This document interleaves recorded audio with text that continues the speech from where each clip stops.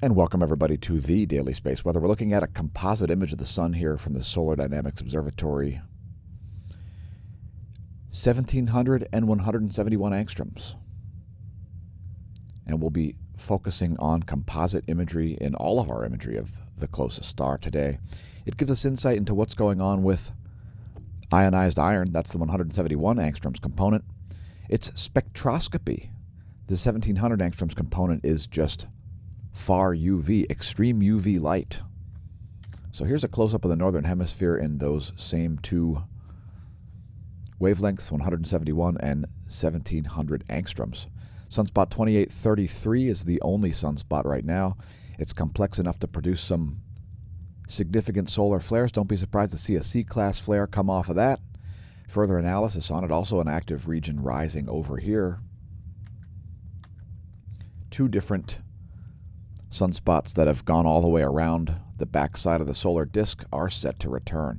Here's some more composite imagery here. This is 335 angstroms and 171. Those are both ionized states of iron.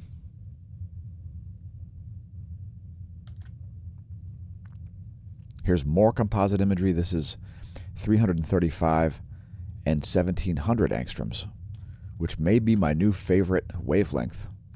We'll show you more imagery of that toward the end of the video and how to do it at HelioViewer. First, a diagram of the solar system.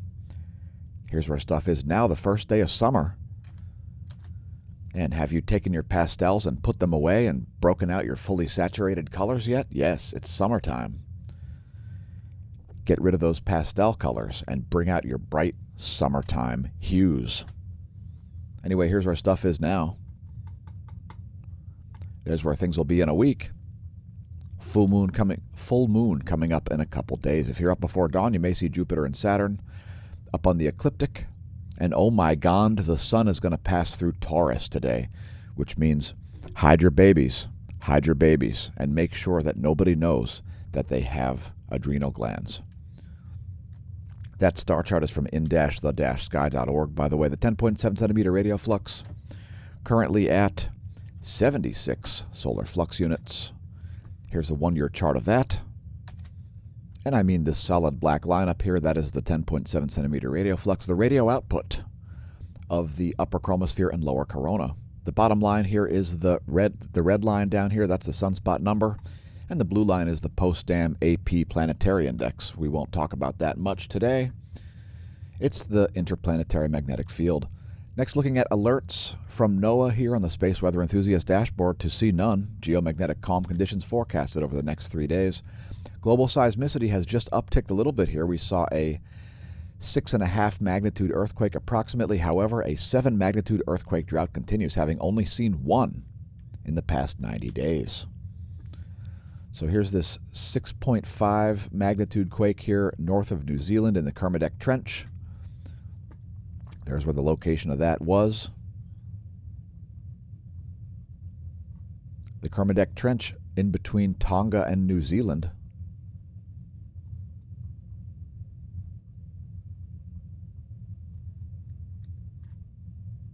And that one occurred at 17:05 Universal Time yesterday. No tsunamis, watches, warnings, or threats were issued from that. And we'll go up the list here from USGS. Starting things out with a deep quake here at Japan. That one came in at 11:08 yesterday. A deep quake at Fiji showed up at a 4.6 magnitude at 12:41. At 15:39, we saw a deep quake at Argentina at nearly 200 kilometers at a 4.4 magnitude.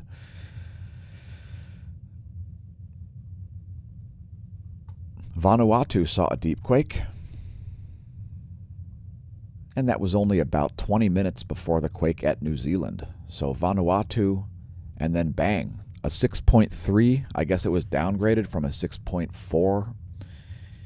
Anyway, now listed as a 6.3 by USGS. And also another quake in the same region there, very close to the same spot.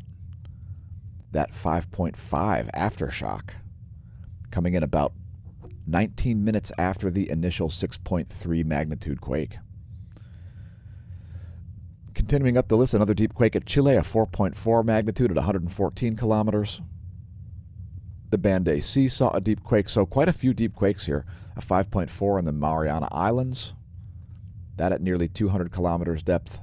Argentina, so quite a few deep quakes here in western South America.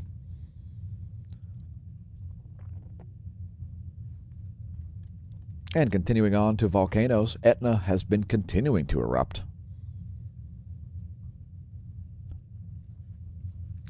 Mount Etna in phase with very regular rhythmic eruptive behavior. It seems cyclic, folks. Does it give us insight into perhaps the mechanism associated with volcanoes? To tell you the truth, we don't even really know what's going on in the Earth's mantle, as mankind has only drilled to, I think, approximately 18 kilometers depth in the Kola ultra-deep borehole, drilled by the Soviets, ending project in the 1980s.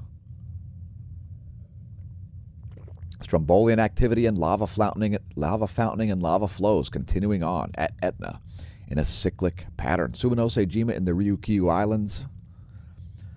Unknown volcanic ash cloud there, but it's exploded. Fuego at Guatemala exploded as well. 15,000-foot ash plume. Intermittent puffs of volcanic ash over Peru from the Sabancaya volcano and Nevados de Chilean in central Chile. Exploding. Flight level 130. It's a 13,000 plume of volcanic ash. Please do not pole vault the caldera. And if you'd like to pick up merch featuring the Do Not Pole Vault the Caldera, there's an additional sale going on in the Redbubble shop. So everything is 5% off of our profits and an additional amount off as a result of a sale. I believe it's summer 21, but you'll have to go to the site to check it out. You can find the links to our smAsho merch shop at smashomash.com. Back to the GOES X-ray flux here, some more solar data. No major solar flares. Again, don't be surprised to see a C-class flare from sunspot 2833. As last I checked, it's got some complex magnetic fields associated with it. No spikes in the proton flux. We did see a coronal mass ejection, which we correctly forecasted once again yesterday. That's why yesterday's thumbnail said coronal mass ejection warning. GOES magnetometer is about to see an uptick here, as there is a large plume of plasma about to rotate out. An Earth potential field surface source line is going to connect with some more direct magnetism to the sun. So there's a coronal hole system rotating in, and there's also some direct field force lines. Let's take a look at that. That's the 3-day chart from the GOES magnetometer. Here's the Gong 2 data. The top view ecliptic plane field plot derived from 51 ground-based magnetometers and a magnetometer on stereo A and stereo B. This area right here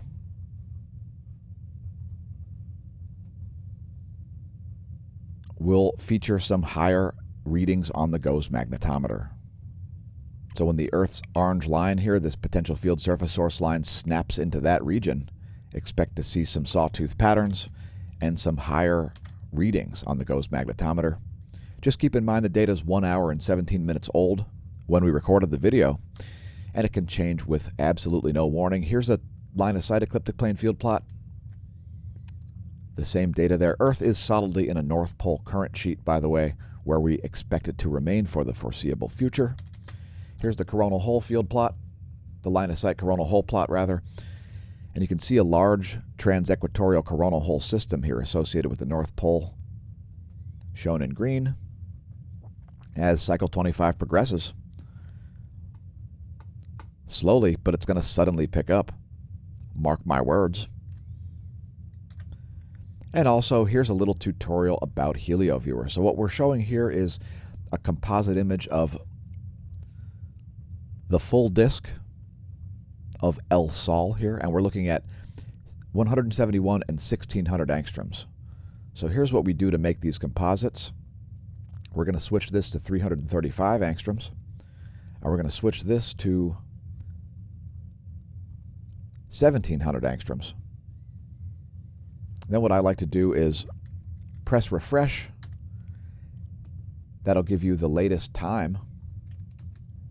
Then I copy the time, and to get a full 24-hour just input that, and I always do 30 frames per second to give the highest temporal resolution, and then just press OK, and it'll start to process those series of images.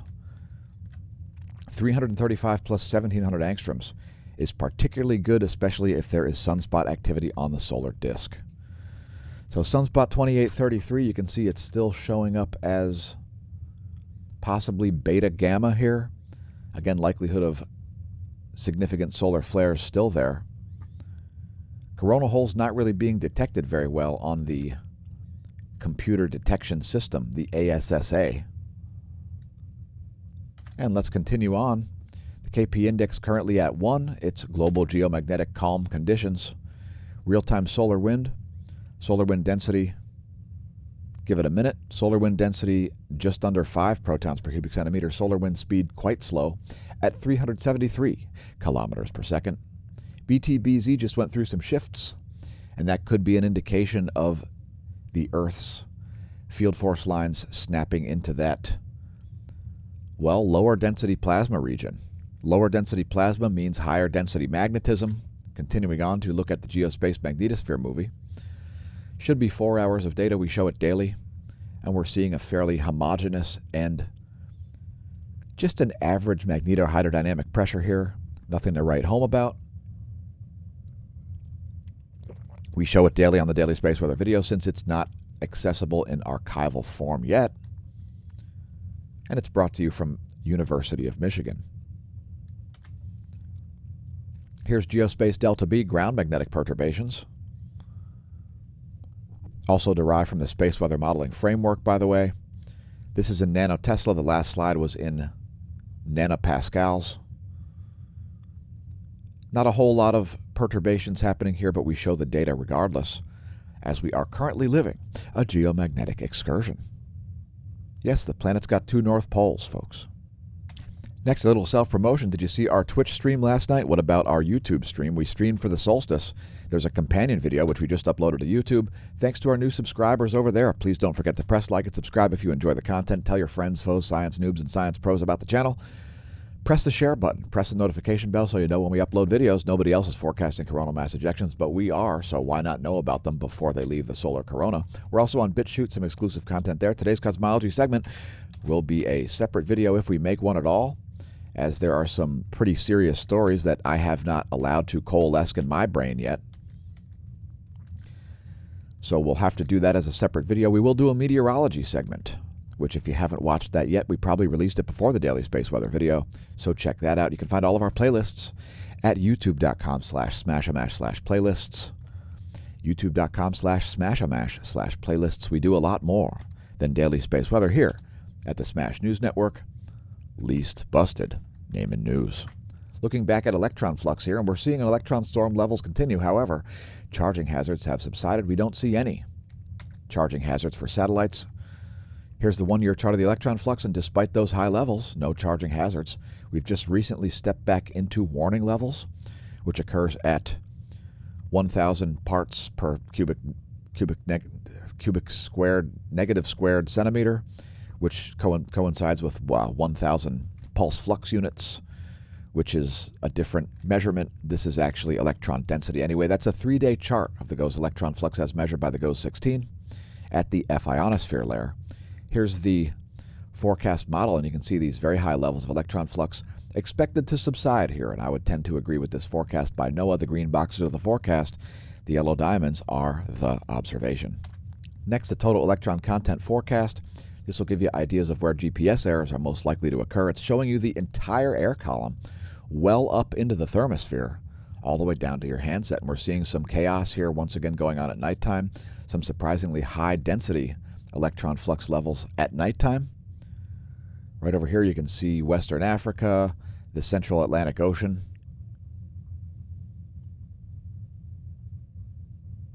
And indeed the Caribbean, all seeing high levels of electron flux at nighttime. Here's a diagram of the atmosphere showing you the distances to things like geosynchronous satellites and the International Space Station and the Van Allen belts in miles. Next, looking at the F layer. So here's the ionosphere, and it's looking anomalous once again. We're seeing these sudden charge ups in the South Pacific, as well as large blobs of F-layer. When you see just a red blob, that's the F-layer. And it's normal for the F ionosphere layer to have only one vibrational frequency here at nighttime. It's when the ionosphere doesn't have so many layers. And on the daytime side, it breaks into multiple layers, especially around the equator at noon. Anyway, we're seeing quite anomalous low-frequency ionosphere here once again, and surprisingly high-frequency areas right here near the Central Pacific off the west coast of South America. Here's the latest image coming through at 10:30 Universal Time. A very low-frequency ionosphere even on the noontime side of the planet. Here's another diagram of the atmosphere showing you where those layers are. The F ionosphere layer is located at about 300 kilometers, so you're looking at just one slice where this was the entire air column, but only electron flux, and this is vibrational frequency in megahertz, millions of vibrations per second. Again, we are going to do a meteorology segment today.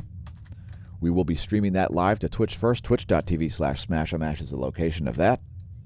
And just a quick reminder, folks, we've been doing meteorology segments. Make sure you subscribe to those playlists, youtube.com/smashamash/playlists. If you're only viewing the daily space weather video, there's a lot more than that. Let's do our bonus features, starting with the El Teide hydrogen alpha imagery from the ground-based National Sunspot Observatory located in Spain.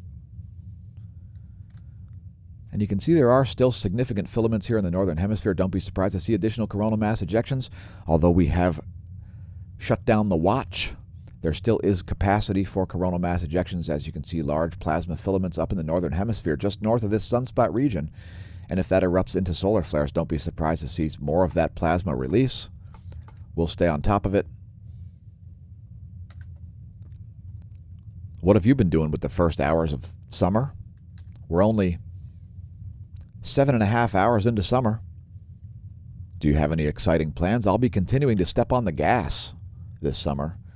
And if you think you've seen me go fast on a bike, you ain't seen nothing yet. My form has barely even begun to own. And let me just refresh this. We're going to show the colorized magnetogram. So there's the SDO browse data on the colorized magnetogram. It looks like there still is some magnetic complexity going on around that sunspot. Don't be surprised to see a C-class solar flare kick off. I would say for the forecast, definitely B-class solar flares are going to happen, as the Earth-facing quiet effect has just recently sort of evaporated. Here's the thematic map, and you can see a lot of filaments on the Earth-facing portion of the sun here. All those orangish red sections, those are all filaments. Also, there's coronal holes blasting protons out, so there may be more activity than meets the eye here. Also, two active regions rising, one in the north and one in the south. Here's the latest imagery of sunspot 2833 in close-up. And you can see that quite a distance in between these sub-umbrae here. So there is magnetic complexity and capacity for significant solar flares. There are the magnetic fields.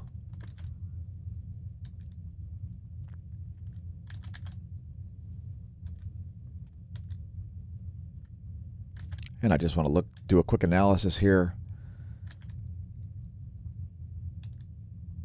So there are some South Pole umbrae. These ones down here are South Pole. These ones up here are North Pole. So it's not all that active of a sunspot. Here it is in composite imagery. Fantastic view here in 1600 and 335 angstroms. Here's another one. This is 335 and 1700 angstroms. And we'll close out the video with 171 and 1700 angstroms. Thanks for tuning into the Daily Space Weather. Remember, stare at the sun, attempt to understand the physics. View the rest of our videos. Press like and subscribe if you enjoy the content. We'll see you next time at the Daily Space Weather, and may that solar wind be at your back.